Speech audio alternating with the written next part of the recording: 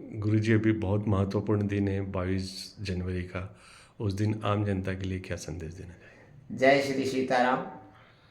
जैसे कि अभी हमारे हेमंत जी ने कहा कि कलयुग चैनल से हमारे हेमंत जी हैं और नई दुनिया भोपाल और सागर भी देखते हैं। तो हमारे हेमंत जी से चर्चा भी कुछ ही समय पहले हुई कि गुरुजी कुछ चर्चा करें राम पर। तो अभी तो वैसे पूरा भारत नहीं अपितु पूरा विश्व राममय हो रहा है और कई अनेक स्थानों पर से वीडियो भी आ रहे हैं, कई लोग चर्चा भी कर रहे हैं, अपने घरों को सजा रहे हैं, दिवाली की तरह उत्साह है। और मुझे लगता है कि मेरा जो बचपन है, बचपन से आज तक जो देखा है, इतना उत्साह राम के लिए, इतना आनंद आज तक मेरे इस जीवन में नहीं देखा।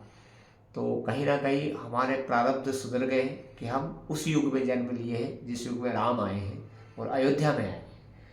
तो मैं आपसे सिर्फ इतना ही कहना चाहूँगा कि आपने अभी तक जन्म से जब लेकर बड़े हुए, जब से आज दिवाली मना रहे हैं, तो मुझे लगता है कि इस बार 22 जनवरी को उससे 4 गुना ज़्यादा उत्साह के साथ मनाना चाहिए।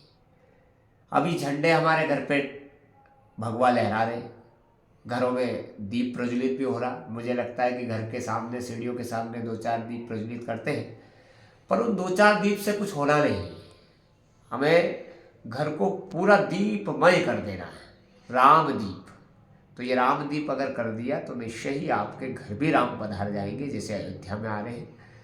तो आपसे प्रार्थना यही है कि आप उस दिन, जैसे दिवाली के दिन मिष्ठान बनाते, मिठाइयाँ बनाते, शुद्ध मिठाइयाँ बनाते, शुद्ध देसी घी की बनाते और भगवान लक्ष्मीपति का भोग लगाते हैं आप, तो ऐसे ही आप सीता रामचंद्र जी का भोग लगाएं और संध्या के समय नए वस्त्र पहने, अपने संतान को आप भगवा वस्त्र पहनाएं, पीले वस्त्र पहनाएं और अपने धर्मपत्नी अर्धांगिनी स्त्रियों को, मातृशक्तियों को पीले वस्त्र पहनाएं और जिसमें या तो पीली साड़ी या भगवा वस्त्र पहनाकर निश्चय ही राममय पूजा करें, क्योंकि हमारे राम भगवा प्रिय है, हमारे राम पीला वस्त्र बहुत प्रिय है।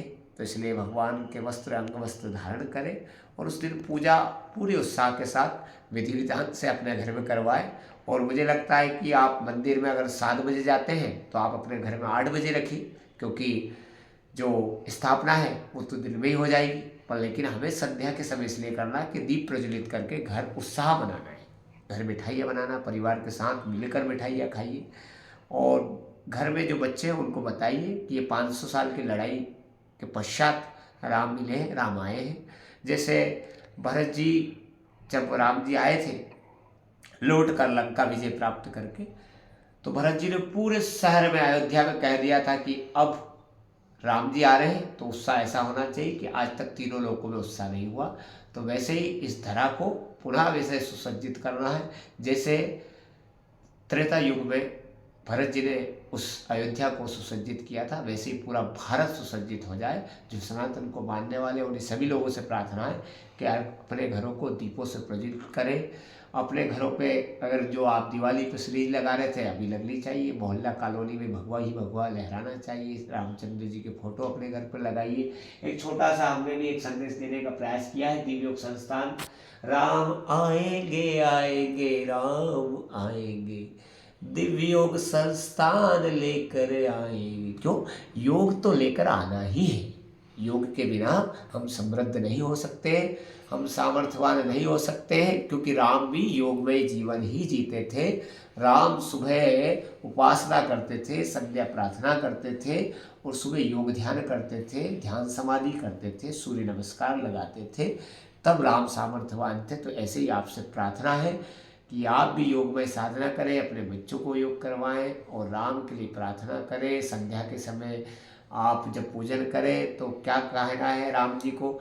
भय प्रगट कृपाला, दीन दयाला, कौशल्या हितकारी, हर्षित महतारी, मुनिवरहारी, अद्भुत रूप निहार। राम का रूप बहुत सुंदर है, बहुत सुंदर है। वैसे मेरे पास जब राम जी का चित्रण आया तो ऐसा लग रहा था कि हमारे राम बाल्य रूप में हमारे सामने आ गए हैं और मुझे तो बस राम ही राम दिख रहे हैं। अब ऐसा लगता है कि राम मुझे कितनी जल्दी बुला ले, और तू जैसे भी बुलाए, मुझे दंडवत करते हुए बुलाए या सुंदरकांड करते हुए बुलाए, पर लेकिन अब राम के लिए जल्द ही पथमार्ग पकड़ेंगे और नंगा ही पैर के रूप में हम जाएंगे। ये हमने भी राम जी की प्रार्थना करते हुए ये कहीं ना कहीं भगवान ने हमें संदेश दिया। मैं राम जी के लिए पहुंचूंगा जल्दी। जय श्री सीताराम। जय श्री सीताराम।